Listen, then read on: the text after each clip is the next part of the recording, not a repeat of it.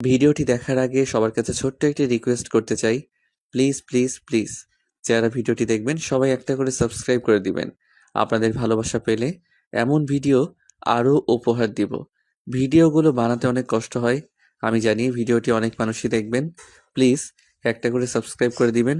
সবাইকে পুরো গল্পটি দেখার জন্য অনুরোধ রইল। আর যারা আমাকে ভালোবাসে তারা একটা করে লাইক করে দেখিয়ে দিবেন। Love you all. তো চলুন আজকের ভিডিওটি শুরু করা যাক।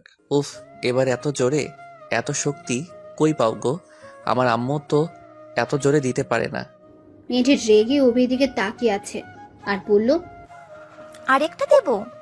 এই আমার বউ হবে? তাহলে প্রতিদিন এমন সকাল বিকাল দিতে দিব। এবার মেয়েটি কোনো কথা না বলে একগাল রাগ নিয়ে সোজা কলেজের ভেতরে চলে গেল। একটু পর তারাও ক্লাসে চলে গেল। গিয়ে দেখলো হাই হাই, ওই মেয়েটাও আমাদের ক্লাসে? অভি একটু ভাব নিয়ে ক্লাসে ঢুকে তার পাশের একটা বেঞ্চে বসলো। একটু পর স্যার ক্লাসে এসে মেয়েটাকে পরিচয় করিয়ে দিল, আর ওর নাম নিঝুম। একটা ক্লাস শেষে সে মেয়েটিকে উদ্দেশ্য করে বলল, হাই, আমি অভি। তো আমি কি করব? ফ্রেন্ড। তোমার মতো লুচ্চা ছেলের সাথে কখনোই না। অভির একটু খারাপ লাগলো ওর কথাটা শুনে, আর ভাবলো একে এভাবে হবে না, অন্য পথ দেখতে হবে। পরের দিন কলেজের সবার সামনে হাঁটু গেড়ে নিঝুমকে বলল, নিঝুম, তোমাকে আমি প্রথম দেখায় মনে জায়গা করে ফেলেছি। প্লিজ আমাকে ফিরিয়ে দিও না। এবারও সবার সামনে এমন অবস্থা দেখে মাথা নিচু করে ক্লাসে চলে গেল। আর অভি ভাবছে, দূর শালা, এইভাবেও হলো না। এবার ক্লাসে গিয়ে বসলো অভি, আর নিঝুমের দিকে মাঝে মাঝে তাকাচ্ছে। ও কেমন যেন বিরক্ত ফিল করছে, আর অভির 14 গোষ্ঠী উদ্ধার করে চলছে। এভাবে নিঝুমকে পটানোর জন্য অনেকভাবে চেষ্টা করলো অভি, কিন্তু ফলাফল শূন্যই মনে হচ্ছে। এই মেয়ে শপথ করে পৃথিবীতে এসেছে, কত সুন্দরী মেয়ের প্রপোজ সে পেলো, একটাও তার পছন্দ হয়নি, তাই পাত্তাও দেয়নি। কিন্তু নিঝুমকে পছন্দ হলেও এখন সে নিজে পাত্তা পাচ্ছে না। না, ওর পিছে আর পড়ে থাকা যাবে না। এখন আগের মতো হয়ে যায়, মানে সিঙ্গেলই ভালো। আজ অভির ভাইয়ার জন্য মেয়ে দেখতে যাবে। অবশ্য মেয়ে দেখা ভাইয়া আব্বু আম্মুর শেষ, আজ শুধু তাকে নিয়ে দেখিয়ে আনবে আর বিয়ের দিন তারিখ ঠিক করে আসবে। অভি চলে গেল নতুন ভাবিদের বাসায়। একটু পর মেয়েকে নিয়ে আসলো। তখন সে ভাইয়ার হবু বউকে দেখে তো পুরাই ক্রাশ। আম্মু, আমি তাকে ভাবি বলে মানবো না। সবাই তো অভির কথা শুনে অবাক। হঠাৎ তার আম্মু বলে উঠলো, মানে? আম্মু, তার সাথে আমাকে বিয়ে দিয়ে দাও, আর ভাইয়াকে আরেকটা দেখিয়ে বিয়ে করিয়ে দাও। অভির কথা শুনে তো সবাই হাসতে হাসতে লুটুপুটি খাচ্ছে। এবার তার মা বলে উঠলো, তোর কি মাথা খারাপ? না আম্মু, আমি তো ঠিকই বলছি। এবার তার আম্মু রেগে বলল, অবি, তুই কিন্তু বেশি করে ফেলেছিস। এখন এখান থেকে তুই যা বলছি। অভি আর কোনো কথা না বলে সোজা মন খারাপ করে ছাদে চলে গেল। ভাইয়ার হবু বউ বলে উঠলো, আন্টি থাক না, ও তো ছোট, কি বুঝে কি বলে ফেলেছে। আম্মা আপনারা কথা বলুন, আমি ওকে দেখছি। কিছুক্ষণ পর হবু ভাবি ছাদে এসে অভির গলায় হাত দেয় আর বলতে শুরু করলো, কি আমার কলিজার দেবরটা, মন খারাপ করে আছো যে? অভি পেছনে তাকিয়ে দেখলো তার হবু ভাবি। ভাবি তার কথা না শুনে আবার বলা শুরু করলো, কি হলো আমাকে বলবে না? আরে পাগল, তুমি তো এখনো ছোট, না হলে তোমাকেই আমি বিয়ে করতাম। এ কথা শুনে তার মন খারাপ দূর হয়ে গেল আর ভাবির দিকে ফিরে তাকালো। সত্যি বলছো? হুম, তুমি কিন্তু অনেক কিউট। আচ্ছা, আমাকে ভাইয়ার মতো আদর করবে তো? ধুর, তোমাকে আরো বেশি আদর করব। তুমি তো আমার ভাইয়ার থেকে বেশি স্মার্ট, তাই তোমাকেই বেশি করব। অভি খুশি হয়ে ভাবিকে জড়িয়ে ধরলো। চলো এবার নিচে যাই। এবার ভাবি আর অভি নিচে চলে গেল। সবাই তো পুরো অবাক, বিশেষ করে তার আব্বু আম্মু, কারণ সে একবার রেগে গেলে সহজে কেউ তার অভিমান ভাঙাতে পারে না। বিয়ের দিন তারিখ ঠিক হয়ে গেল, আগামী সপ্তাহে তাদের বিয়ে। এক সপ্তাহ পর বিয়ে বাড়ি গিয়ে অভি পুরাই এখানে এসে দেখলো নিঝুম। কি যে সুন্দর লাগছে তাকে দেখতে, একদম পরীর মতো। সেও বেহায়ের মতো চলে গেল, বলা শুরু করলো, এই যে মিস, এখানে কি করেন? আমার বোনের বিয়ে আমি থাকবো না তো কে থাকবে? ও ভাবি, তোমার বোন? যাক, ভালোই হলো তাহলে। দুই বোন এক বাড়িতে থাকতে পারবে। সে এই ছেঁচড়া, দুই বোন একবারই মানে? বুঝলা না, তুমি তো আমার বেয়ান, তোমাকেও আমার করে নিব। ও তাহলে আপু তোর কথা বলছি? হ্যাঁ গো, ভাইয়ের শালি আমার বউ। তোরে আজ জুতা পিটা করতাম যদি আজ বিয়ে বাড়ি না হতো। কথা বলে নিঝুম চলে গেল। অভিও মন খারাপ করে দাঁড়িয়ে রইল। বিয়ের সকল কার্যক্রম শেষ, সে ভাবিকে নিয়ে বাড়ি চলে আসলো। এরপর আরো কয়েকদিন কেটে গেল। ভাবি তাকে খুবই ভালোবাসে, মনে হয় তার আপন ভাই। এখন একদিন সকালে ভাবির হাতে ছাড়া খায় না, পড়াশোনা না করলে শাসন করেন, এভাবেই দিন চলছিল। একদিন ভাবির বোন অভিজের বাসায় আসে। সে তো মহা খুশি। এখন ভাবি আর অভি অনেকটা ফ্রি হয়ে গেছে, সবকিছু ভাবির সাথে শেয়ার করে সে। কিছুক্ষণ পর সবাই খেতে বসলো। নিঝুম তার পাশে বসেছে। অভি ওর পায়ের উপর পা রাখলে ও কেমন যেন রেগে বিড়বিড় করছে। একটু পর খাওয়া শেষ হয়ে গেলে অভি ছাদে চলে গেল। পেছনে মনে হলো কারো প্রবেশ। তখন তাকিয়ে দেখলো নিঝুম তার পেছনে। সে তো খুবই খুশি।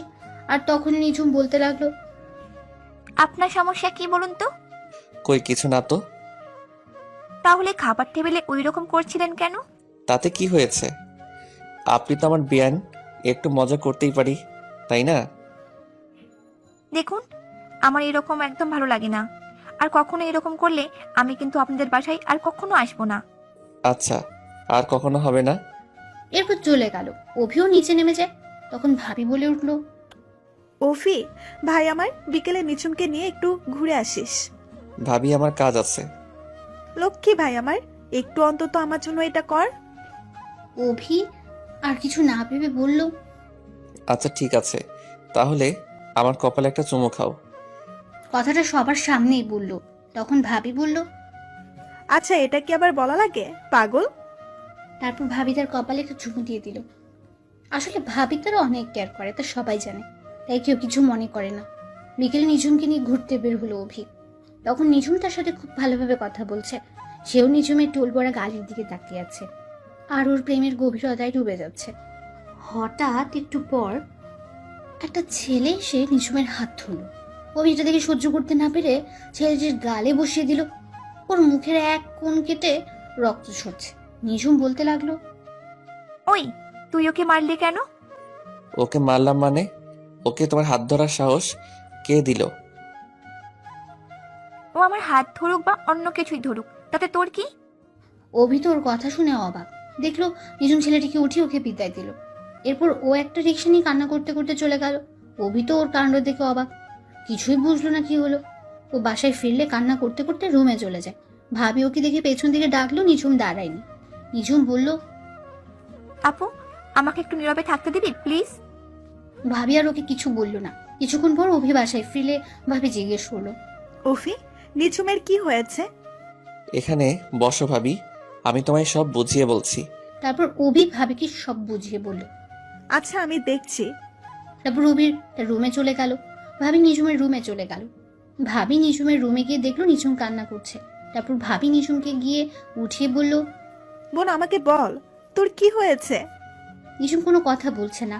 ভাবি আবার বলতে শুরু করলো, আমি না তোর বোন? আমাকে না সবকিছু তুই শেয়ার করিস? হঠাৎ নিঝুমের মাথায় একটা বুদ্ধি চাপলো। আবু, আমাকে বেশি বিশ্বাস কর না অভিকে। কি বলিস তুই? আমার কাছে থেকেই তো তুই বড় হয়েছিস। আমি তোকে কখনো অবিশ্বাস করেছি বল? আর অফিস সাথে তো কিছুদিন ধরেই আছি। ও তোকে কিছু বলেছে নাকি বল? জানো আপু, আজ অভি আমাকে ওর সাথে রুম ডেটের কথা বলেছে, তাই আমি কান্না করে বাসায় ফিরেছি। ভাবি ওর কথা শুনে তো পুরাই অবাক। ভাবি বলল, আজই আমি ওর ব্যবস্থা করব। দাঁড়া, ওর এত বড় সাহস যে আমার বোনের সাথে এরকম কথা বলে। না আপু, ওকে ভালো করে সাইজটা করব, যাতে আর কোনো মেয়েকে কিছু বলতে না পারে। তুই কি বলতে চাইছিস? তারপর নিঝুম ভাবিকে সব বুঝিয়ে বলল। ভাবি ওর কথায় রাজি হয়ে গেল। তারপর ভাবি অভির রুমে এসে বলল, অভি, নিঝুম তোকে কিছু বলবে, তাই তোমাকে আর রুমে যেতে বলেছে। অভিও সরল মনে চলে গেল। নিঝুম দরজাটা আটকে দিয়ে চিৎকার করতে শুরু করলো। Help, help!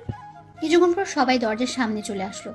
নিঝুম দরজা খুলে দিয়ে সোজা ভাবির কাছে চলে গেল আর কান্না করতে শুরু করলো আর বলা শুরু করলো, আপু, ও আমার সাথে খারাপ কিছু করতে চাইছিল। ছি অভি, তোমাকে আমি ভাইয়ের মতো ভাবছি, আর তুমি আমার বোনের সাথে এটা করতে পারলে?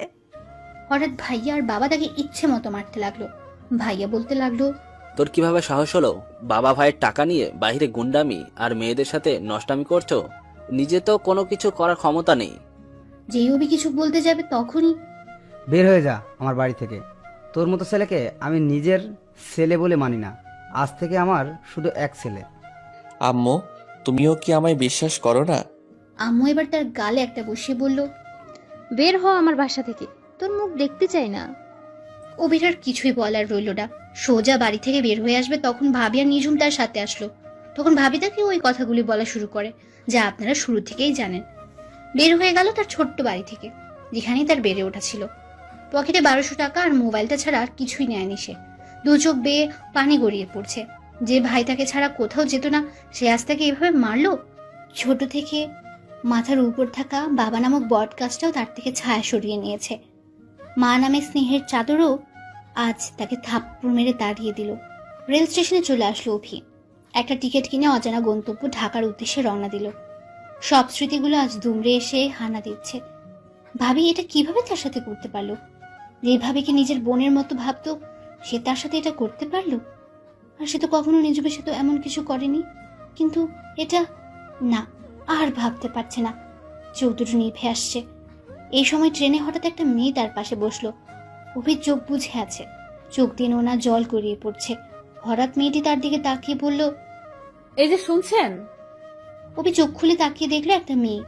এবার মেয়েটি বলা শুরু করলো, আপনাকে অনেক ক্লান্ত দেখাচ্ছে যে, আপনি কি খুবই চিন্তিত? না, সমস্যা নেই। আপনাকে অনেক বিষণ্ণ দেখাচ্ছে, আবার কান্না করছেন যে? না, তখন ট্রেনে ওঠার সময় চোখে কি যেন একটা পড়ছে, তাই চোখটা খুবই জ্বালাতন করছে। আমি সিনথিয়া, আপনি? আমি নেহাল চৌধুরী, অভি। তার চোখ দিয়ে এখনো পানি পড়ছে অনবরত। তা দেখে সিনথিয়া বলতে লাগলো, আরে এখনো তো কান্না করে যাচ্ছেন, দেখি আমার দিকে তাকান তো। অভি এবার ওর দিকে চোখ তুলে তাকাতে সিনথিয়া ওর ওড়না দিয়ে তার চোখ দুটো মুছে দিল। কিছুই তো খুঁজে পেল না, তাই বলল, কই কিছুই তো নাই তোমার চোখে, দাঁড়াও আমি তোমার চোখে গরম ভাব দেই, এতে ভালো লাগবে। এরপর সিনথিয়া চোখে গরম ভাব দিতে লাগলো। অভি ওর ব্যবহার দেখে তো পুরাই অবাক। একটা অচেনা ছেলের সাথে কেমন আচরণ করে যাচ্ছে। কিছুক্ষণ পর ও অভি সম্পর্কে নানান কথা জিজ্ঞেস করলো। সে ওর সব বলে দিল, কিন্তু তার জীবনের ঘটে যাওয়া এই ঝড়ের ব্যাপারে বলল না, কারণ এতে হয়তো তার সম্পর্কে খারাপ ধারণা সৃষ্টি হতে পারে। সত্যি মেয়েটা অনেক নিঃস্ব। অল্প কিছু সময়ের মধ্যে একজন অপরিচিত মানুষকে আপন করে নিতে পারে। মনে হয় ও অভিকে কত আগে থেকে চেনে। দীর্ঘ জার্নির পর ট্রেন ঢাকা এসে পৌঁছালো। অভি সত্যিই ভুলে গিয়েছিল যে আজ সে অনিশ্চিত জীবনের খোঁজে বেরিয়েছে। ট্রেন থেকে সিনথিয়াকে বিদায় দিয়ে চলে গেল বিষণ্ণ জীবনের উদ্দেশ্যে, যেখানে নেই দুমুঠো অন্ন দেওয়ার ভরসা, না আছে চোখ দুটো বুঝে শরীর এলিয়ে দেওয়ার স্থান। রেল স্টেশন থেকে বেরিয়ে গেল। ও আপনাদের তো বলতেই ভুলে গিয়েছিলাম, অভি যখন রেল স্টেশনে আসলো তখন তার মোবাইলটা 5000 টাকায় বিক্রি করে দিয়েছিল, যার মূল্য ছিল 20,000 টাকা। আর সিমটাও ভেঙে ফেললো। আর কারোর সাথে মোবাইলে কথা বলার দরকার নেই। এরপর সে ছোট একটা বাসার খোঁজে বের হলো। বাসা খুঁজেই যাচ্ছে, কিন্তু এই শহরে কেউ ব্যাচেলরকে বাসা দিতে রাজি নয়। রাত হয়ে আসছে, কিন্তু এখনো রাতে থাকার মতো একটু জায়গা করতে পারলো না অভি। কোনো জায়গা না পেয়ে রাতে একটা হোটেলে ঢুকে কিছুটা খাবার খেয়ে নিল।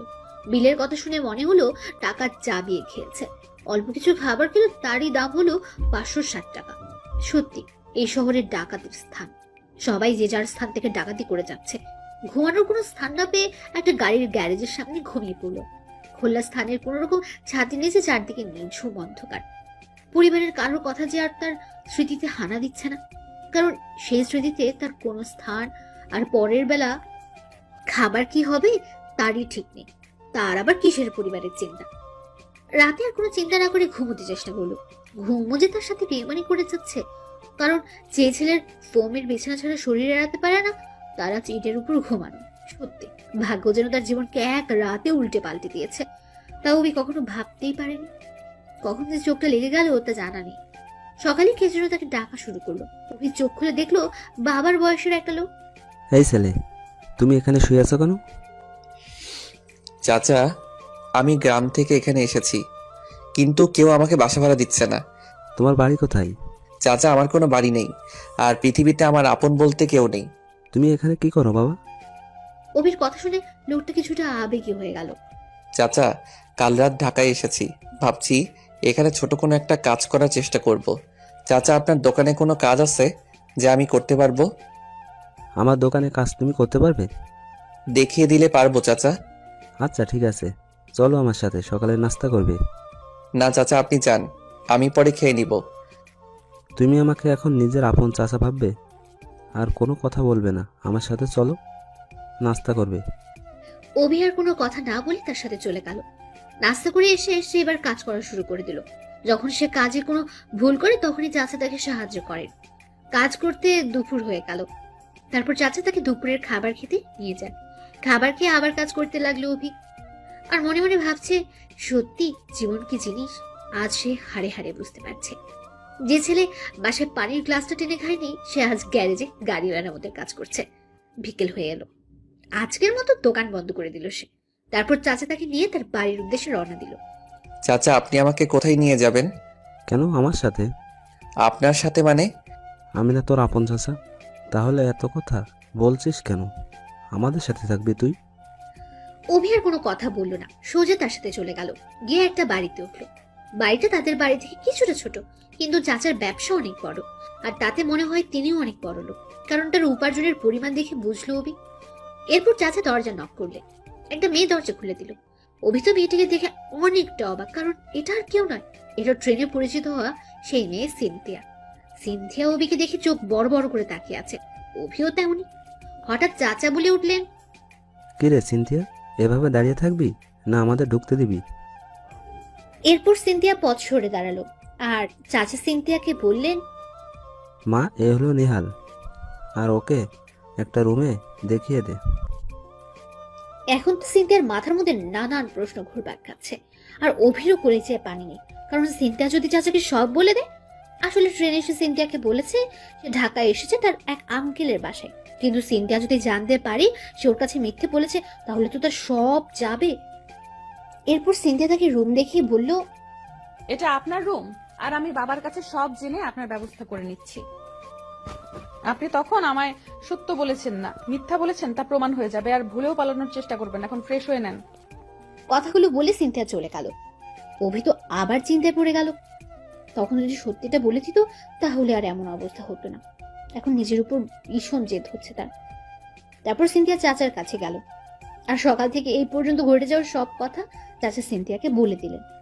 কিছুক্ষণ পর চাচি অভির রুমে খাবারের জন্য ডাকতে আসলো। সেও তার পেছনে যেতে লাগলো। দেখলো সেখানে আগেই সিনথিয়া আর চাচা বসে আছে। সিনথিয়া অভি দিকে রাগের দৃষ্টি নিয়ে তাকিয়ে আছে।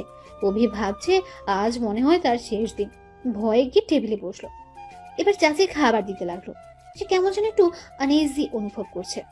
চাচি তা লক্ষ্য করে বললেন, বাবা, লজ্জা করো না, এটা তোমার বাসার মতোই মনে করবে। অভি চাচিকে মাথা নেড়েই উত্তর দিল। এরপর খাবার খেয়ে রুমে চলে আসলো।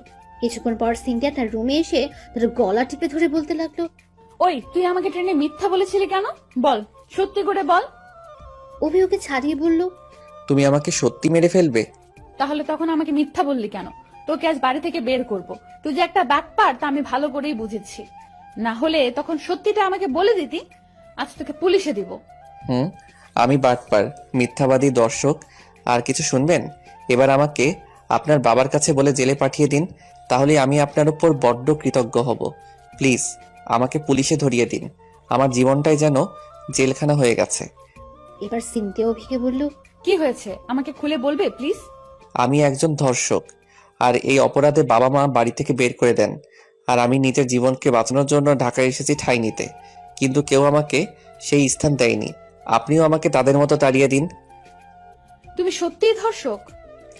ভাবি আর তার বোন আমাকে ধর্ষকের অভিযোগ দিলে বাবা মা তাদের কথা শুনে আমাকে বাড়ি থেকে বের করে দেয়। আর জীবিকার তাগিদে এই শহরে আসছিলাম। এটাই ছিল সেদিন আপনার থেকে লুকানো ঘটনা। এরপর সিনথিয়া রুম থেকে চলে গেল। আর অভি দরজা বন্ধ করে কান্না করতে লাগলো। কেন তার সাথে এমনটা হচ্ছে? সে কি এমন অপরাধ করেছিল যে তাকে এমন শাস্তি পেতে হচ্ছে, আর আজ এরকম অপমান সহ্য করতে হচ্ছে? কান্না করতে করতে ঘুমিয়ে গেল। পরের দিন চাচার সাথে নাস্তা করে দোকানে চলে গেল। আজকের মতো কাজ শেষ। যেই চাচা তাকে বাড়ি নিয়ে আসবে তখন সে বলল, চাচা, আপনি কিছু মনে না করলে আমি একটা মেসে থাকতে চাই। ওখানে আমার একটু কেমন যেন লাগে। আচ্ছা বাবা, তোমার যেখানে ভালো লাগে সেখানেই থাকো। এরপর চাচা তাকে একটা ম্যাচ ঠিক করে দিলেন। তারপর তিনি বাসায় চলে গেলেন। সিনথিয়া চাচাকে বাসায় একা ফিরলে বলা শুরু করলো, বাবা, নেহাল কোথায়? ও আজ একটা ম্যাচ ঠিক করেছে, আজ থেকে সেখানেই থাকবে। সিনথিয়া এবার মন খারাপ করে তার রুমে চলে গেল আর কান্না করতে শুরু করলো। ও মনে মনে ভাবছে, হয়তো আমার জন্যই ও আজকে বাসায় আসেনি। এভাবে 1 মাস কেটে গেল। এখন চাচা অভির কাজে খুবই খুশি। একদিন চাচাকে বলল, চাচা, আমি লেখাপড়া করতে চাই, তাই আমার কিছু প্রয়োজনীয় জিনিস পুরনো কলেজ থেকে আনতে হবে। এখন চাচাও তার সাথে ঘটে যাওয়া সব জানে, তাই চাচাও সম্মতি দিল। ওই পরের দিন সকালে কলেজের উদ্দেশ্যে রওনা দিল। দীর্ঘ জার্নি শেষে পুরনো জায়গায় ফিরল। তারপর সেখান থেকে সোজা রিক্সা নিয়ে কলেজে চলে গেল। মুখে একটা মাস্ক লাগিয়ে কলেজে প্রবেশ করলো, যাতে কেউ তাকে চিনতে না পারে। তারপর প্রিন্সিপাল থেকে সব কাগজ নিয়ে বের হবে, তখনই দেখলো নিঝুম তার সামনে দাঁড়িয়ে আছে। অভি মাথাটা ঘুরিয়ে ওর সামনে থেকে চলে আসলো। ও পেছন থেকে এক দৃষ্টিতে তাকিয়ে আছে, মনে হচ্ছিল অভিকে কিছু বলতে চায়। অভি কলেজ থেকে বের হয়ে একটা রিক্সা নিয়ে সোজা আবার রেল স্টেশনে চলে গেল। একটা টিকিট কেটে আবার সেই ইট পাটকেলের শহরে ফিরে এলো। এসে চাচার সাথে দেখা করে ম্যাচে চলে গেল। পরের দিন কাছাকাছি একটা কলেজে ভর্তি হয়ে গেল। সেখান থেকে এসে দোকানে কাজ শুরু করে দিল। আর চাচার কাছেও এটা বললো যে সে সপ্তাহে 2 দিন ক্লাস করবে। চাচা তার ইচ্ছে মতো করতে বলেছিল, কিন্তু অভির বিবেকে তা বাধা দেয়, কারণ লোকটা তার জন্য অনেক করেছে, যা হয়তো এই শহরে কেউ করে না। চাচা তাকে মাসে 8,000 টাকা দেন, তার মধ্যে 5,000 টাকা ম্যাচের খরচ আর বাকিটা দিয়ে অন্য কিছু করে। পরের দিন নতুন কলেজে গেল, কিন্তু কারোর সাথে কথা বলতে পারছে না, সবাই অভির দিকে তাকিয়ে আছে। তারপর ক্লাসে গিয়ে একটা বেঞ্চে বসলো। হঠাৎ দরজার দিকে চোখ পড়তে দেখলো সিনথিয়া একদল মেয়ে নিয়ে ক্লাসে প্রবেশ করছে। তখনই অভি তাড়াতাড়ি করে মাথা নিচু করে নিল। স্যার এসে পরিচয় করে দিল। সিনথিয়া তাকে দেখে ভ্রু কুচকে তাকালো আর মনে মনে একটা শয়তানি হাসি দিল। এরপর আরো 2টা ক্লাস শেষে টিফিনের সময় ক্যান্টিনে চলে গেল অভি। একটা রুটি আর কলা নিয়ে টেবিলে বসে পড়লো। তখনই দেখলো সিনথিয়া তার সামনে এসে বসে আছে, আর সে ওর দিকে কিছু খেয়াল করেনি। হঠাৎ সিনথিয়া বলে উঠলো, আমাকে টিফিন শেয়ার করবে না? আপনি শুধু রুটি খোলা খাবেন? না খেলে বলতাম নাকি? এরপর অভি আরো 2টো কলা রুটি নিয়ে আসলো আর সিনথিয়াকে উদ্দেশ্য করে, এই নিন, এবার খেয়ে নেন। অভি যেই খেয়ে ওখান থেকে আসতে যাবে তখনই ও বলতে লাগলো, ওই আমাকে ফেলে কোথায় যাচ্ছ? আজ তো নতুন, তাই কলেজটা একটু ঘুরে দেখি। দাঁড়াও, তোমার সাথে আমাকে নিয়ে যাও। এরপর সিনথিয়া তার সাথে রুটি কলা খেতে খেতে হাঁটতে শুরু করলো। আজকে কলেজে আসলে যে? না, আসলে চাচার কাছে বলেছি 2 দিন সপ্তাহে ক্লাস করব, তার জন্য এই 2 দিন ছুটি কাটাবো, আর বাকি দিনগুলোতে কাজ করব। তুমি আমাদের বাসা থেকে চলে আসলে কেন? এমনি, একটা অপরিচিত লোক আপনাদের বাসায় থাকলে কেমন দেখায় না, সবাই এতে আপনাদের নিয়ে বাজে মন্তব্য করতে পারে, তাই মেসে চলে আসলাম। তুমি না অনেক বেশি বুঝো। আমি আবার কি করলাম? থাক, কিছু না, আমরা বন্ধু হতে পারি? আমার সাথে আপনি বন্ধু হবেন? আমি তো একটা বাটপার, আর এই বাটপারের সাথে বন্ধুত্ব করলে আপনার ক্ষতি হতে পারে। সিনথিয়া এবার মাথাটা নিচু করে ফেললো আর বলতে লাগলো, নেহাল, সরি, আমি আর কখনো তোমার সাথে খারাপ ব্যবহার করব না। আরে কি বলছেন? আপনার জায়গায় অন্য কেউ হলে ঠিক এই কথাই বলতো। সরি তো, আর কখনো বলবো না। আচ্ছা, বন্ধু তো হওয়াই যায়। কাল আসবে না? শনিবার আর রবিবার কলেজ করব। আমি বাবাকে বলে আরো একদিন বাড়িয়ে দেই। না, তার দরকার নেই। চাচা আমাকে মাস শেষে টাকা দেন, তারপর লেখাপড়া করার জন্য সপ্তাহে 2 দিন ছুটিও দেন। আচ্ছা, তুমি যা ভালো মনে করো। তারপর বাকি ক্লাস শেষে কলেজ গেটে গিয়ে দেখলো সিনথিয়া রিক্সা নিয়ে দাঁড়িয়ে আছে। যেই অভি সিনথিয়াকে দেখলো তখনই ডাকা শুরু করলো, নেহাল, এদিকে এসো। কিছু বলবে? রিক্সায় ওঠো। আরে না, আমি যেতে পারবো। আর তোমার বাসা তো ওদিকে, আমি তোমার সাথে যাব কেন? বাবার সাথে দেখা করে যাবে, তুমি ওঠো। সে আর কিছু না বলে ওর সাথে উঠে বসলো। সিনথিয়া দেখলো অভি কিছুটা দূরে সরে গেছে। তখন সিনথিয়া বলতে লাগলো, আরে পড়ে যাবে তো, এতটা চেপে আছো কেন? ঠিক আছে, আমার সমস্যা নেই। এবার সিনথিয়া তাকে এক টান দিয়ে ওর হাত থেকে রশির মতো আটকে ধরলো। যেই অভি ওর দিকে তাকাবে তখনই তার মুখে আগুন দিয়ে বলল, একদম চুপ, তোমার একটা কথাও শুনতে চাই না। অভি আর কোনো কথা বলতে পারলো না। ও অভির কাঁধে শুয়ে পড়লো। সে শুধু সিনথিয়ার কাণ্ড দিকে যাচ্ছে। কিছুক্ষণ পর দোকানের সামনে চলে গেল। তখন অভি বলল, এখন তো আমাকে ছাড়াও নয়তো তোমার বাবা আমাকে এই শহর ছাড়া করবে। এরপর সিনথিয়া একটা মুচকি হাসি দিয়ে ছেড়ে দিয়ে বলল, এত ভয় পেলে বাবাকে আমাদের কথা বলবে কিভাবে? আমাদের কথা মানে? কিছু না, রিক্সা থেকে নামো। সিনথিয়া আর অভি রিক্সা থেকে দোকানে চলে গেল। চাচা তাদের দেখে বললেন, কি রে, তোরা একসাথে? বাবা, আমরা একই কলেজে এক ক্লাসে পড়ি। ও, তাহলে তো ভালো। আর তুই আজ আমার দোকানে কখনো তো আসতি না। কেন আসতে পারি না? আমি কি তা বলেছি? আমার মেয়ে আসবে, নয়তো কে আসবে? তোমাকে দেখতে খুব ইচ্ছে করছিল, তাই চলে আসলাম। পাগলি একটা। চাচা, আমি তাহলে যাই। বাবা, আমি নেহালের ম্যাচটা ওর সাথে ঘুরে আসি। ওর সাথে যাবি? আচ্ছা যা। অভি সিনথিয়ার কাণ্ড দেখে অবাক হচ্ছে। ও আবার তার সাথে যেতে চাচ্ছে। এই মেয়ের আবার কি হলো কে জানে। হঠাৎ সিনথিয়া বলে উঠলো, কি হলো, চল। এরপর আর কিছু না পেরে ওকে নিয়ে ম্যাচে চলে গেল অভি। সিনথিয়া অভির ছোট রুমে তার সাথে আসলো। অভি রুম দেখে সিনথিয়া বলতে লাগলো, আচ্ছা, এখানে কে থাকে? কেন, মানুষ থাকে? আমার তো মনে হয় এটা কোনো পশুর গোয়াল ঘর। কি আমি পশু? তা নয় তো কি শুনি। অভি আর কিছু বললো না। ওকে দেখলে পুরো ছেলেদের মতো মনে হয়। এরপরও অভিকে রুম থেকে বাইর করে দিয়ে বলল, এখানে দাঁড়িয়ে থাক, আমি না বের হওয়া পর্যন্ত। কিছুক্ষণ পর সিনথিয়া রুম থেকে বের হয়ে এসে অভিকে ভেতরে যেতে বলল। সে রুমে গিয়ে তো পুরাই অবাক। 15 মিনিটেই তার রুমের চেহারা পরিবর্তন করে দিয়েছে। সিনথিয়া এবার বলল, আর কখনো যদি আগের মতো গোহাল ঘর করে রাখো তাহলে তোমার খবর আছে। চলো, আমাকে এগিয়ে দিয়ে আসো। আচ্ছা, তোমার নাম্বারটা দাও। মোবাইল নেই। ও আচ্ছা, চলো এগিয়ে দিয়ে আসো। এরপর সিনথিয়াকে রিকশায় তুলে দিল অভি। ও চলে গেল আর সে মেসে চলে আসলো। পরের দিন কলেজে টিফিন টাইমে যেই সে খাবার কিনতে যাবে তখনই সিনথিয়া তার হাত ধরে একটা টেবিলে নিয়ে আসলো। এভাবে আনলে কেন?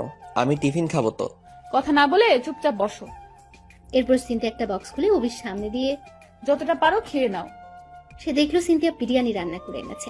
অভি যখনই কিছু বলতে যাবে তখনই ও বলল, এই এত কথা বলো কেন? যা বলছি তাই করো। অভি এবার খেতে শুরু করলো আর সিনথিয়া তার দিকে তাকিয়ে আছে। হঠাৎ কিছু মেয়ে এসে বলা শুরু করলো, আহারে, দুলাভাইকে খাইয়ে দে না, তার নিজ হাতে খেতে কষ্ট হয় না বুঝি? ওদের কথা শুনে অভির গলায় খাবার আটকে গেল। তখন সিনথিয়া তাড়াতাড়ি তাকে পানি দিয়ে ওর বসার চেয়ারটা যেই তুলতে যাবে তার মধ্যে সবগুলো মেয়ে উধাও।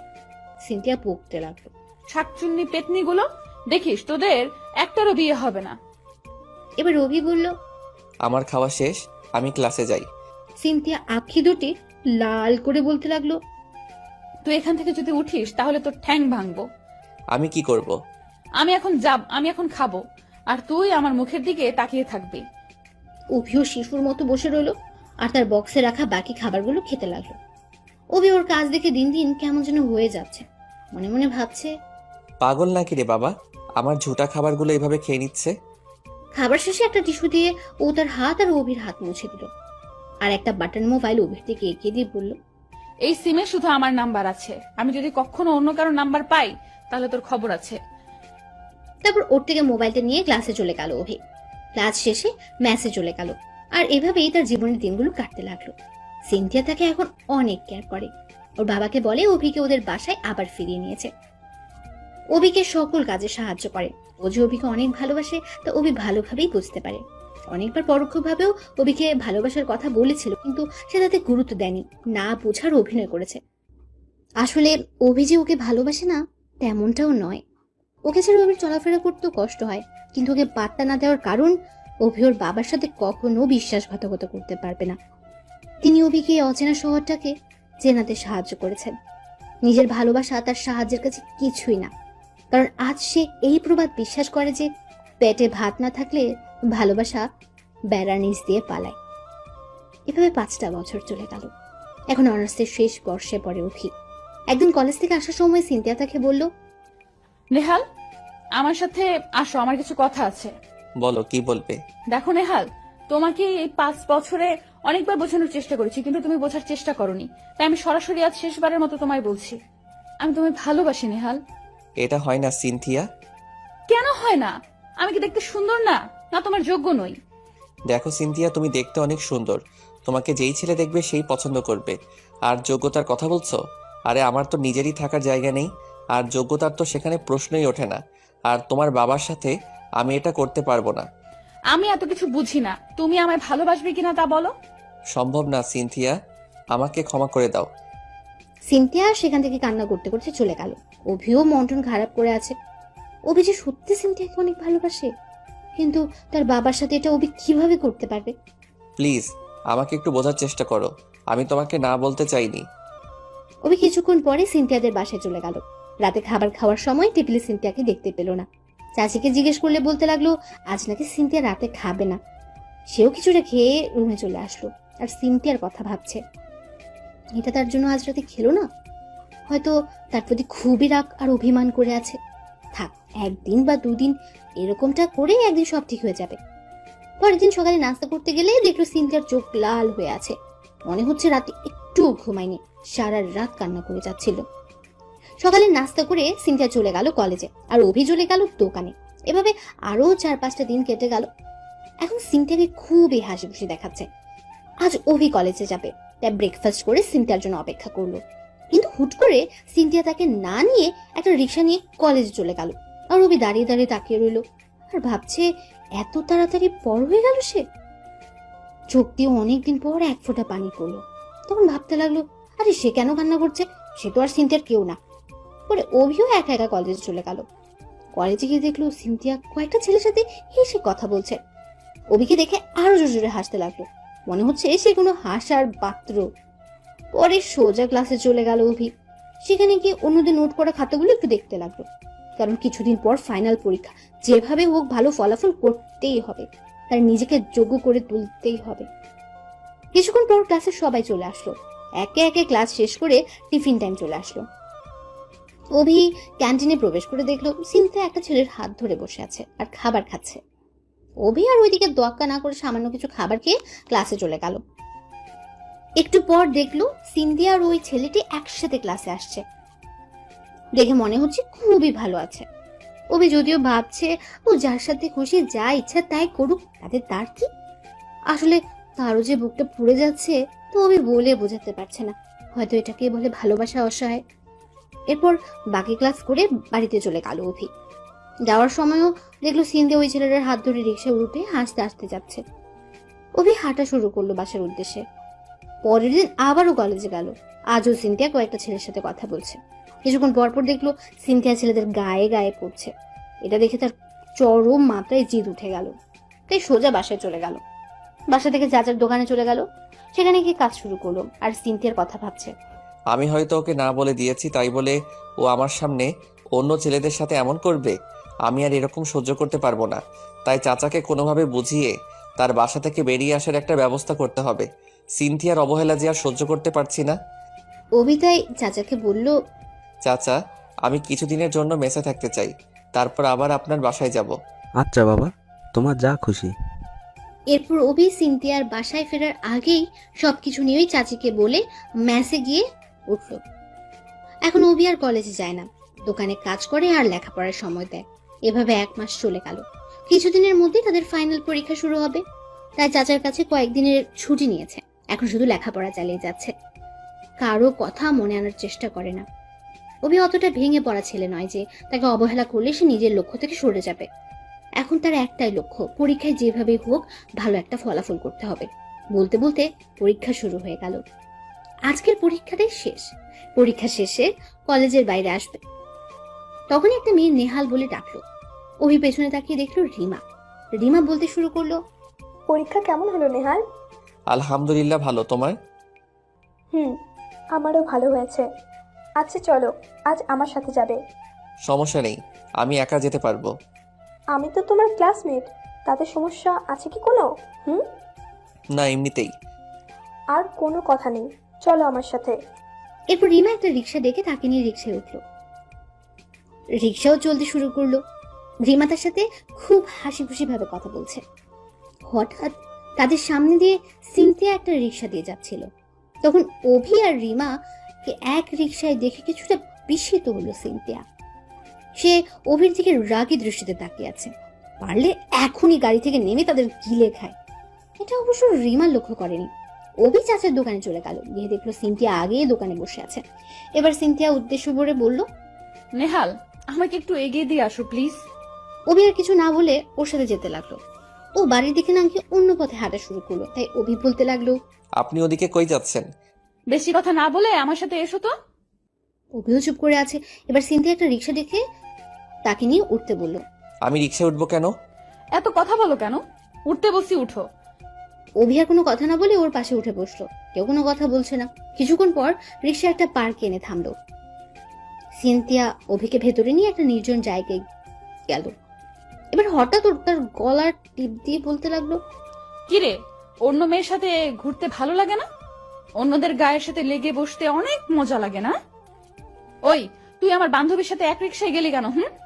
আমাকে তো ভালো লাগে না যে ওই ডাইনির সাথে যেতে হলো। এবার গলা থেকে হাত সরিয়ে বলল, সব প্রশ্নের উত্তর দিবি, নয়তো তোকে আজ এখানেই 12টা বাজাবো। রিমা আমাকে জোর করে নিয়ে তখন রিকশায় উঠেছিল, তাতে আমি কি করব? তুই কি করবি মানে? ও বললেই তোর উঠতে হবে নাকি? তাতে কি হয়েছে? ও আমাকে বলতেই পারে ওর সাথে যেতে, যেমনটা আপনি নিয়ে যেতেন। রিমা আর আমি কি এক নাকি? কেন? আপনাকে আমি যেমন চোখে দেখি, রিমাকেও তো সেই চোখে দেখি। তুই রিমাকে আমার চোখে দেখিস? ওই, তোর কয়টা লাগে রে? একটাতে হয় না? একটাতে হয় না মানে? কেন তুই বুঝিস না? তুই আমার কতটা কাছে। হাসালেন আমাকে। আমি আপনার কাছের কেউ? ভালো একটা জোক শুনালেন আপনি। মানে তুই কি বলতে চাইছিস? যে মেয়ে একটা ছেলের হাত ধরে ক্যান্টিনে খাবার খায়, এক রিকশায় দুজন হাত ধরে যায়, আবার নানান ছেলের সাথে শরীর লাগায়, সে আবার আমার কাছে কেউ? দেখ, ওগুলো আমি যা করেছি তা তোমাকে জ্বালানোর জন্য। তুমি জানো তুমি আমাকে না করার পর আমি কতটা কষ্ট পেয়েছি। আর আমি এটাও জানি যে তুমি আমার জন্য বাসা থেকে আবারও চলে এসেছো। সত্যি তোমাকে অনেক ভালোবাসি নেহাল। এইসব করেছি শুধু তোমাকে পাওয়ার জন্য। দেখুন, আমি আবারও এক কথা বলছি, আপনার বাবা আমাদের সম্পর্ক কোনো দিনও মেনে নিবে না। আর একজন মেয়ে, আপনার একটা ভবিষ্যৎ আছে। আমার এই অনিশ্চিত জীবনে আপনাকে জড়াতে চাই না। আপনি কেন বুঝেন না? প্লিজ, আমি প্রয়োজনে তোমার জন্য আমি সারা জীবনের শেষ দিন পর্যন্ত অপেক্ষা করব। তারপরেও তুমি আমাকে একটু ভালোবাসা দাও। অভি কি করবে কিছুই বুঝতে পারছে না। ওকে কি বলে আশা দিয়ে রাখবে? এই মাত্র পরীক্ষা শেষ হলো, 2 মাস পর ফলাফল দেবে, তারপর হয়তো কোনো চাকরির জন্য আবেদন করবে। আবার তাদের দেশের চাকরির যা অবস্থা, ঘুষ ছাড়া কোনো চাকরি তো আজ বাজারে পাওয়া যায় না। কপাল ভালো হলে 2-1টা হওয়ার সম্ভাবনা আছে, তাই শুধু শুধু মেয়েটাকে কষ্ট দিতে পারবে না। ভালোবাসলে যে কাউকে নিজের করেই পেতে হবে এমন তো কোনো কথা নেই, বরং ভালোবাসার মানুষটা সুখে থাকুক, এটা চাওয়াই সবচেয়ে বড় ভালোবাসা। অভি সেটাই মনে করে। এখন ওর কাছে নিজেকে ঘৃণার পাত্র পরিণত করার জন্য ওকে এমন কিছু বলতে হবে যাতে ওর ভালোবাসা তার উপর থেকে নিমেষ হয়ে যায়। তাই অভি বলল, দেখুন সিনথিয়া, আমি আপনার মতো মেয়েকে আমার জীবন সঙ্গী হিসেবে মেনে নিতে পারবো না। কেন? আমি কি অপরাধ করেছি? আপনি অন্য ছেলেদের সাথে মেলামেশা করেন, ওদের নিয়ে ঘোরাফেরা করেন। এবার সিনথিয়া অভিকে ঠাস ঠাস করে 2টা গালে বসিয়ে বলল, একদম চুপ। তোকে ভালোবাসি বলে যে আমাকে নিয়ে এইসব খারাপ কথা বলবি আর আমি তা মেনে নিব ভাবছিস? কখনো না। আরে আমি তো আজ পর্যন্ত কোনো ছেলেকে ছুঁয়ে দেখিনি। শুধু তোর জন্য ওই ছেলেদের হাত ধরতে হয়েছিল, আর তুই আমাকে এটা বলতে পারলি? চলে গেলাম তোর জীবন থেকে, আর তোকে বিরক্ত করব না। এই কথাগুলো বলে সিনথিয়া কান্না করতে করতে চলে গেল। অভির চোখ দিয়ে যে আজ চোখের জলের জোয়ার বয়ে চলছে। আজও যে স্রোতাধিনী তার অপঠেলে পাঠিয়ে দিচ্ছে। আমি সত্যি তোমাকে এটা বলতে চাইনি সিনথিয়া, আমি যে তোমাকে অনেক ভালোবাসি। আমার জীবনের শেষ অবলম্বন যেন তুমিই ছিলে। আমার হাত পা যে বাঁধা, তোমাকে কিভাবে আমি বোঝাবো তা আমি নিজেও জানি না। শুধু তোমার ভালোর জন্য তোমাকে ওই কথাগুলো বলতে হয়েছিল। প্লিজ আমাকে ক্ষমা করে দিও। একা একা পার্কে বসে কাঁদছে আর কথাগুলো বলছে। কিছুক্ষণ পর মেসেজ চলে গেল। এভাবে আরো 2 মাস কেটে গেল। চাচা বলেছিল এখন সিনথিয়া রুম থেকে আর বের হয় না, আগের মতো খাওয়া দাওয়া ভালো মতো করে না, সারাদিন শুয়ে শুয়ে কান্না করে, কাউকে কিছুই বলে না। হয়তো ওকে ওই দিন ও কথাগুলো বলাই এমনটা করছে। ওর কাছে গিয়ে মাফ চেয়ে আসবে অভি। আজ ফলাফল বের হয়েছে, সিনথিয়া থেকে অভির রেজাল্ট ভালো হয়েছে। সে চাচির সাথে দেখা করতে গেল। চাচি অভিকে দেখে অনেক খুশি হলো। পরে সিনথিয়ার সম্পর্কে জিজ্ঞেস করলে তিনি ওর কথা বললেন। চাচি, আমি একবার সিনথিয়ার রুমে যাব। অনুমতি নেওয়ার কি আছে বাবা, যাও গিয়ে দেখো তুমি কিছু জানতে পারো কিনা। রুমে আসতে পারি? আসুন। কেমন আছেন? যেমনটা কেউ রেখেছে। প্লিজ, ওই দিনের কথার জন্য আমি সত্যি দুঃখিত। আসলে তখন মাথাটা কি যেন হয়েছিল, আর কি বলতে গিয়ে কি বলে ফেলেছি। সত্যি আমি আপনার কাছে ক্ষমা চাইতে এসেছি। না, আপনি যা বলছেন তা সবই ঠিক আছে। আমি তো বাজে মেয়ে, নয়তো অন্য ছেলেদের সাথে মেলামেশা করি। এবার আর চোখে পানি আটকে রাখতে না পেরে ওর রুম থেকে বেরিয়ে গেল অভি। চাচির থেকে বিদায় নিয়ে মেসেজ চলে গেল অভি। রাতে ফেসবুক দেখছে, হঠাৎ একটা নিউজ ফিডে চোখ গেল তার। সেখানে দেখলো ওয়াইসি পদের নিয়োগ সার্কুলার। তারপর নিউজটাতে ঢুকে বিস্তারিত জানতে পেরে যাচাই করার জন্য ওয়েবসাইটে চলে গেল। গিয়ে দেখলো নিউজটা সত্যি। পরের দিন একটা কম্পিউটারের দোকানে গিয়ে আবেদন করে আসলো। যদিও সে জানে চাকরিটা হওয়ার চান্স খুবই কম, তবে ভাগ্যের উপর ছেড়ে দিল আর পরীক্ষার জন্য সকল প্রস্তুতি গ্রহণ করতে লাগলো। চেষ্টা করলে তো সৃষ্টিকর্তা কোনোভাবে এখানে না হোক ওখানে তো একটা জায়গা মিলিয়ে দেবেনি। আরো 1 মাস পর পরীক্ষাগুলো হয়ে গেল। ভালোই হয়েছে তার, এখন ফলাফলের অপেক্ষায়।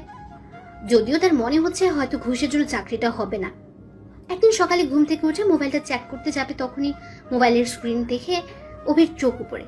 তাড়াতাড়ি মেসেজটা সিন করলো, দেখলো তার জবটা কনফার্ম হয়ে গেছে। সে তো মহা খুশি। তাড়াতাড়ি ফ্রেশ হয়ে গিয়ে চাচার কাছে চলে গেল সুসংবাদটা দিতে। চাচা তো অনেক খুশি। কিছুটা বেলা হলে মিষ্টি নিয়ে চাচির কাছে গিয়ে তাকে সংবাদটা দিয়ে মিষ্টি খাইয়ে দিল। তারপর সিনথিয়ার রুমে চলে গেল। যেই ওর রুমে প্রবেশ করলো, সিনথিয়া তার গালে একটা চড় বসিয়ে দিল। সে এক হাতে মিষ্টি আর অন্য হাতে গাল ধরে আছে। সারপ্রাইজ দিতে এসে নিজেই সারপ্রাইজ হয়ে গেল অভি। তোর সাহস হয় কিভাবে আমার রুমে অনুমতি ছাড়া প্রবেশ করতে? বের হ আমার রুম থেকে, তোর মুখ আমি দেখতে চাই না। অভি ওখানে মিষ্টিগুলো ফেলে বাইরে চলে আসলো। অভি বুঝতে পারছে তার প্রতি সিনথিয়া খুব রেগে আছে। 15 দিন পর তার জয়, তাই সবকিছুর প্রস্তুতি নিতে শুরু করলো সে। 7 দিন পর চাচা হঠাৎ একদিন সিনথিয়াকে বললেন, মা, আমি তোর জন্য একটা ছেলে দেখেছি, আরও অনেক ভালো, তোকে নিয়ে অনেক দূরে চলে যাবে। আজ রাতে তোদের এঙ্গেজমেন্ট, 1 বছর পর তোকে নিয়ে যাবে, এখন শুধু আংটি পরিয়ে রাখবে। বাবা, তুমি এটা কি বলছো? আমার মতামত না নিয়ে তুমি এটা করতে পারো না। আমি তোমার আর একটা কথা আমি শুনতে চাচ্ছি না। তুমি যদি আমার কথা না শুনো তাহলে আমার মরা মুখ দেখবে। সিনথিয়া আর কিছু না বলে রুমে গিয়ে কান্না করতে লাগলো। কিছুক্ষণ পর সিনথিয়া অভিকে খুঁজতে মেসে চলে গেল, কিন্তু দেখলো মেসের তালা মারা। আসলে তখন অভি জয়েনিং এর জন্য মার্কেট করতে গিয়েছিল। সিনথিয়া অভিকে না পেয়ে কান্না করতে করতে বাড়ি ফিরে আসলো। রাতে সবাই চলে আসলো। সিনথিয়াও আর কিছু করতে পারলো না পেরে নিচে চলে আসলো। সবাই ছেলের জন্য অপেক্ষা করতে লাগলো। কিছুক্ষণ পর সিনথিয়াদের বাড়ি মেহমানি ভর্তি হয়ে গেছে, কিন্তু তার মন যেন পড়ে আছে নেহালের কাছে। বাবার কথা রাখতে সে রাজি হয়ে গেছে। একটু পর অভি যে সিনথিয়াদের বাসায় আসলো, সিনথিয়া তাকে দেখে সবার সামনে দৌড়ে এসে জড়িয়ে ধরলো আর বলা শুরু করলো, নেহাল, আমি জানতাম তুমি আসবে। বাবা আজ আমাকে অন্য ছেলের সাথে এঙ্গেজমেন্ট করাতে যাচ্ছেন। প্লিজ তুমি কিছু একটা করো। আমি যে তোমাকে ছাড়া অন্য কাউকে ভালোবাসতে পারবো না। কিছু একটা করো। অভি চারপাশে চেয়ে দেখলো সবাই বিনা পয়সায় সিনেমা দেখছে। অভি এবার সিনথিয়াকে ছাড়িয়ে হাত ধরে সবার সামনে নিয়ে গেল। তারপর পকেট থেকে একটা আংটি বের করে ওকে পরিয়ে দিল। সিনথিয়া তো পুরাই অবাক। হঠাৎ সিনথিয়ার বাবা সবাইকে তার মেয়ের হবু জামাই বলে অভির সাথে পরিচয় করিয়ে দিলেন। সিনথিয়ার এবার খুব রাগ হলো, সেখান থেকে চলে গেল। অভি চাচাকে এই দিকটা সামলাতে বলে ওকে খুঁজতে চলে গেল। সিনথিয়াকে বাড়ির সকল রুম ঘুরে ঘুরে খুঁজছে অভি, কিন্তু ওর ছায়া পর্যন্ত খুঁজে পায়নি। তারপর ছাদে চলে গেল। সেখানে গিয়ে দেখলো তার কলিজাটা ছাদের এক কোণে দাঁড়িয়ে কান্না করছে। সে সিনথিয়ার কাছে গিয়ে পেছন থেকে আস্তে করে জড়িয়ে ধরলো। ও কিছুটা কম্পিত হয়ে অভিকে সরিয়ে ঠাস ঠাস করে আরো 2টো চড় বসিয়ে দিল। অতঃপর তাকে জড়িয়ে ধরে কান্না শুরু করে দিল। এবার সিনথিয়া বলা শুরু করলো, তুই আমাকে এত কষ্ট দিস কেন? আমি যেদিন চলে যাব সেদিন নিজেকে শক্ত করে রাখতে পারবি তো? আর কিছু বলতে না দিয়ে ওর ঠোঁট দুটোকে বন্ধ করে দিল অভি আর বলল, আর একটা কথা বলবি না? তোর জন্য আমার অনেক কষ্ট পেতে হয়েছে। তোকে একটু কষ্ট দেওয়ার জন্য আমাকে কত কিছু করতে হয়েছে তা তুই জানিস? তোকে তো আমি সেই প্রথম থেকেই ভালোবেসেছিলাম, কিন্তু নিজের অনিশ্চিত জীবনে তোকে জড়াতে চাইনি। তুই যতটা কষ্ট পেয়েছিস আমি তার থেকে বেশি নীরবে কষ্ট পেয়েছি। আচ্ছা, 1 বছর পর বিয়ে হবে মানে? আরে বাবা, আমি তো ওয়াইসিতে জয়েন করব। ট্রেনিং শেষে 1 বছরের মধ্যে তোমাকে আমার সাথে নিয়ে যাব। তাহলে আগে বললে না কেন? ওই দিন তো মিষ্টি নিয়ে এই জন্য এসেছি, কিন্তু তুমি তো থাপ্পড় মেরে পাঠিয়ে দিলে। তারপর চাচাকে সাহস করে তোমাকে বিয়ে করতে চাই সেই কথা বলে দিই। এরপর চাচাও রাজি হয়ে যায়। এরপর তোমার জন্য এই নাটকটা করতে হলো। সরি, আর কখনো এমনটা করব না। তোমাকে অনেক ভালোবাসবো। আচ্ছা, এবার নিচে চলো। এরপর তারা নিচে চলে আসলো। সবার সাথে সাক্ষাৎ করে মেসে ফিরে এলো। যদিও সিনথিয়া থাকতে অনেক অনুরোধ করেছিল, অভি থাকেনি। এরপর সে ট্রেনিং এ জয়েন করতে পৌঁছে গেল। সিনথিয়া অনেক কান্না করেছিল, আসলে পাগলিটা তাকে অনেক ভালোবাসে। 1 বছর পর তার পোস্ট হলো সিরাজগঞ্জে, যেখানে তার মাতৃভূমি। অভি প্রথমে কিছুটা ভাবনায় পড়ে গেল। যাই হোক, হয়তো পুরনো শহর আর মানুষগুলোর সাথে আবারও দিদার হতে যাচ্ছে। 1 সপ্তাহের মধ্যে তার পোস্টিং করা হবে। সে সিনথিয়াকে না বলে তাদের বাড়ি চলে আসলো। সিনথিয়া তাকে দেখে ঝড়ের গতিতে তার বুকে এসে পড়ল। মনে হচ্ছে 1000 বছর ধরে তাকে দেখেনি। তারপর অভি ওকে ছাড়িয়ে বলল, চলে এসেছি তো পাগলি, আর কখনো তোমায় ছেড়ে যাব না। এখন তুমি শুধু আমার সাথে থাকবে। 2 দিনের মধ্যে চাচাকে তাদের বিয়ের ব্যবস্থা করতে বলল। অতঃপর তাদের বিয়েটা হয়ে গেল। তারপর 3 দিন পর সিনথিয়াকে নিয়ে সে কর্মস্থানে চলে গেল। তাদের জন্য আলাদা একটা কোয়ার্টার বরাদ্দ রাখা হয়েছে। এবার তাদের বিবাহিত জীবন ভালোই কাটছে। অভি যখন অফিসে থাকে তখন সিনথিয়া সারাক্ষণ বাসায় থাকে। মাঝে মাঝে ওকে বাইরে বেড়াতে নিয়ে যায়। সে অতীত প্রায় ভুলেই গেছে। সিনথিয়া তার জীবনে আসার পর থেকে। একদিন অফিস থেকে বাসায় ফিরছিল, তখন দেখলো একটা ছোট মেয়ে রাস্তায় এসে কান্না করে যাচ্ছে। অভি গাড়ি থামিয়ে ওর কাছে গিয়ে বলল, মামুনি তুমি কান্না করছো কেন? তুমি কে? আমি তোমার চাচ্চু হই মামুনি। ও, তুমি আমার চাচ্চু? চাচ্চু, আমি আব্বু আম্মুকে খুঁজে পাচ্ছি না। তুমি তোমাদের বাড়ির রাস্তা চিনো? জি চাচ্চু। আচ্ছা চলো, তুমি রাস্তা দেখিয়ে দিবে আর আমি গাড়ি চালিয়ে তোমার বাড়ি গিয়ে তোমাকে দিয়ে আসবো। আচ্ছা চলো। এরপর মেয়েটা অভিকে পথ দেখাচ্ছে আর সে ওর মতো করে বাড়ি যাচ্ছে। হঠাৎ একটা বাড়িতে গিয়ে পৌঁছালো। অভি তো অবাক, এটা যে তার জন্মস্থান, কিন্তু বাড়িতে তালা মারা। সে কিছুক্ষণ অপেক্ষা করতে লাগলো। এখন চিন্তাও হচ্ছে তার কেউ চিনে ফেলবে না তো। এখন তো এই মেয়েটাকে ফেলেও যেতে পারবে না। একটু পর একজন পুরুষ ও মহিলা আসলো। মনে হলো এরা তার ভাই ও ভাবি। আর শিশুটা তাদের দেখে বাবা মা বলে দৌড়ে চলে গেল। ওর বাবা মা ওকে দেখে কান্না শুরু করলো। তারপর শিশু মেয়েটি বলল, আম্মু, ওই চাচ্চুটা আমাকে বাড়িতে নিয়ে এসেছে। মেয়েটির বাবা মানে সেই হচ্ছে অভির ভাই। সে বলতে শুরু করলো, স্যার আপনাকে অনেক ধন্যবাদ। আমি জানি না আপনাকে কি বলে ধন্যবাদ দিব। আসলে বাবা একটু অসুস্থ তো, তাই তাকে নিয়ে এখানকার হসপিটালে নিয়ে গিয়েছিলাম, কিন্তু ও যেন কোথা থেকে বের হয়ে আসে তা আমাদের জানা নেই। অভি বাবার অসুস্থতার কথা শুনে বাইরে চলে আসলো। তারা কিছুটা অবাক হলো বটে। সে সোজা হসপিটালের থেকে গাড়ি নিয়ে রওনা হলো। হসপিটালে পৌঁছে বাবা মাকে খুঁজতে লাগলো, কিন্তু পাচ্ছে না। হঠাৎ চোখ গেল দরজার পাশে একটা ব্যাডে। অভি তাড়াতাড়ি সেখানে গিয়ে দাঁড়ালো, আর মা তার দিকে অপলক দৃষ্টিতে তাকিয়ে আছেন। স্যার, কিছু বলবেন? আসলে অভির গায়ে ইউনিফর্ম ছিল, তাই সবাই স্যার বলছে। তার কি হয়েছে? মাঝে মাঝে তার হার্টে ব্যথা উঠে। কেন? তাও অনেক কাহিনী স্যার, যা বলতে অনেক সময় লাগবে। আপনি বলুন না প্লিজ। মা এবার দীর্ঘশ্বাস ফেলে বলতে লাগলেন, আমার 2 ছেলে, একজন রুদ্র, আরেকজন নেহাল, যাকে ছোটবেলায় একটা মিথ্যা অপবাদে বাড়ি থেকে বের করে দেয়। আর এই মিথ্যা অপবাদের মূল্য ছিল আমার বড় ছেলে রুদ্রের বউ আর তার বোন নিজুম। আমার ছোট ছেলের নেহাল নিজুমকে অনেক ভালোবাসতো, কিন্তু নিজুম তাকে ভালোবাসতো না। একদিন নিজুম আর নেহাল ঘুরতে বের হলে হঠাৎ একটা ছেলে নিজুমের হাত ধরে, কিন্তু নেহাল তা দেখে ছেলেটাকে মারে। আসলে নিজুম আর ওই ছেলে একে অপরকে ভালোবাসতো, তাই নিজুম বাসায় কান্না করে ফিরে আসে। তারপর অভিকে বের করে দেওয়া সবকিছু আবার বলতে লাগলেন তিনি। তারপর কি হলো? আসলে ওই ছেলেটা নিজুমকে প্রকৃতভাবে ভালোবাসতো না, তার নিজুম কোনোভাবে জেনে যায়। এই কথাও ছেলেটা বুঝতে পারে। একদিন সন্ধ্যায় নিজুম বাড়িতে ফিরলে ওকে রাস্তা থেকে তুলে ওই ছেলে ধর্ষণ করে, ছেলেটাকে জেলে নিয়ে যায়। তারপর নিজুম আত্মহত্যা পর্যন্ত করতে যায়, কিন্তু তা আর করতে পারে না তার মা বাবার জন্য। আর নিজুম ও তার ভাবি নেহালের সাথে যা যা করেছে তা বলে দেয়। এ কথা শুনে আমরা অনেক রেগে যাই, কিন্তু ওর শাস্তি তো ও পেয়েছে, তাই আমরা ওকে মাফ করে দিই। তারপর আঘাত থেকে মেয়েটা সুস্থ হতে অনেক সময় নেয়। কিছুদিন পর একটা ছেলে ওকে বিয়ে করতে রাজি হয়ে যায়। তারপর ওকে বিয়ে দিয়ে দেওয়া হয়। আর সত্যিটা জানার পর আমার স্বামী নেহালের কথা ভেবে ভেবে দিন দিন দুর্বল হয়ে যায়। আর এখন মাঝে মাঝে তিনি এরকম অসুস্থ হয়ে পড়েন। ওর জন্য তিনি আরো অপেক্ষা দুয়ারে চেয়ে থাকেন। অভি তার চোখের পানি আটকে রাখতে পারছে না, সেখানে দাঁড়িয়ে কান্না শুরু করে দিল। অভি মায়ের কোলের উপর মাথা রেখে কান্না শুরু করে দিল। স্যার, আপনি কাঁদছেন কেন? আর বলতে লাগলো, হঠাৎ বাবা ঘুম থেকে উঠলো। অভির কথা শুনে বলতে লাগলো, আম্মু, আমি তোমার নেহাল, আমাকে ক্ষমা করে দাও। আমিও যে অনেক কষ্টে বড় হয়েছি। কি, তুই আমার নেহাল? হ্যাঁ মা, আমি তোমার নেহাল। এবার মা আমাকে জড়িয়ে ধরে কান্না শুরু করলো। বাবা নেহাল, তুমি কোথায় ছিলে? আমার উপর তোর এত রাগ অভিমান? আমায় ক্ষমা করে দে বাবা। না বাবা, তোমার উপর আজ আমার কোনো অভিযোগ নেই। আমার জন্যই তোমার আজ এই অবস্থা।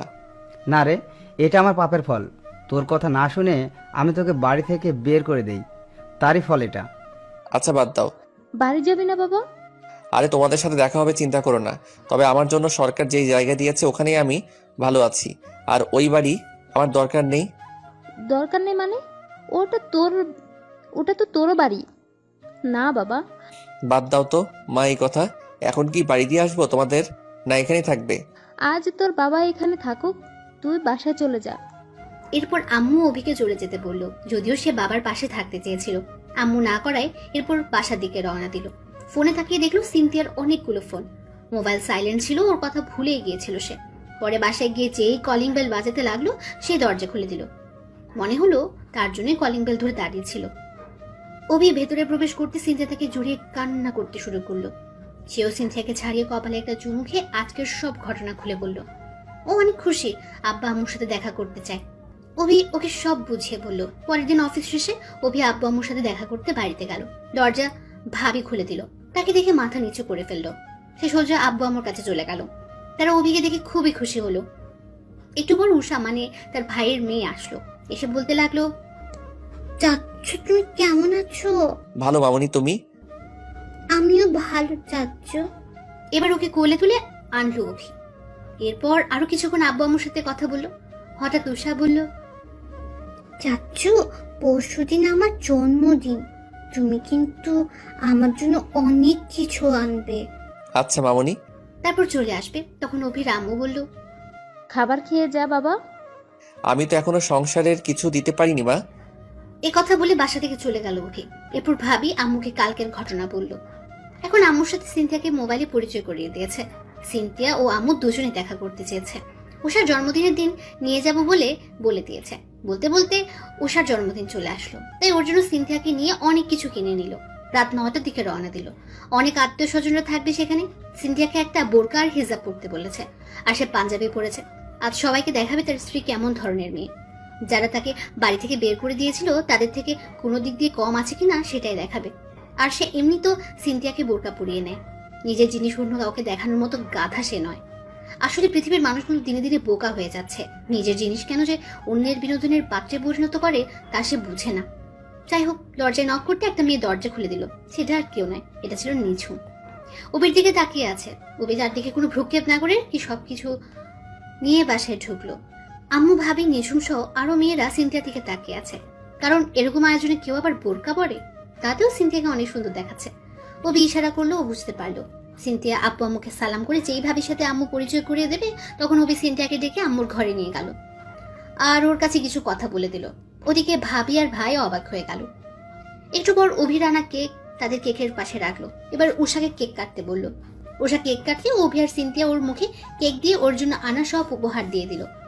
উষা অভি আর সিনথিয়াকে চুমু দিয়ে বলল, আমার ভালো চাচ্ছু, ভালো আন্টি। তারপর আব্বু আম্মুর রুমে সিনথিয়াকে নিয়ে চলে আসলো। ওদের উপর এখনো রাগ করে আছিস? দেখো, এই বাড়িতে তুমি আর বাবা ছাড়া আমার আর কেউ নেই। কেন, ওরা তোর ভাই ভাবি না? আম্মু, তোমরা যদি আর ওদের নিয়ে কথা বলো আমি তাহলে কখনো তোমাদের কাছে আসবো না। এবার কেউ আর কথা বললো না। একটু পর রুম থেকে বাইরে আসলো উষা। উষা এসে বলল, চাচ্ছু আন্টি চলো, আমরা এখন খাবো। আচ্ছা আম্মু চলো, আমরাও খাবো। অভি সিনথিয়ার হাত ধরে রাগী দৃষ্টিতে তাকালো। এবার সবার সামনে পকেট থেকে 10,000 টাকা বের করে বাবার হাতে দিয়ে বলল, বাবা, এটা তোমাদের মাসিক খাবার খরচ। ডাক্তার দেখাতে যে টাকার প্রয়োজন তা আমি দিব। আর এই টাকায় না হলে আমাকে বলবে। আর পারলে সিনথিয়ার সাথে থাকবে। তোমাদেরকে ওর নিজের বাবা মার মতো করে সেবা যত্ন করবে, তা চিন্তা করো না। চলে আসবে। তখন উষা বলল, খেয়ে যাও চাচ্ছু। না মামনি, এই বাড়ির খাবার খাওয়ার অধিকার আমার নেই। সবাই অভির ব্যবহার দেখে অবাক হচ্ছে। এবার অভি সিনথিয়াকে নিয়ে বের হয়ে আসলো। ভাই ভাবিরও নিঝুমের চোখে পানিও স্পষ্ট দেখতে পেল। কিন্তু আফসোস, ওই দিন ভাবিকে এ কথাটাই বলেছিল অভি। শত চেষ্টা করেও তাকে আপন করতে পারবে না। সেদিনের কথাগুলোর আঘাতে এখন বুকটা ক্ষত হয়ে যাচ্ছে। হঠাৎ সিনথিয়া তাকে জিজ্ঞেস করলো, এমনটা করলে কেন?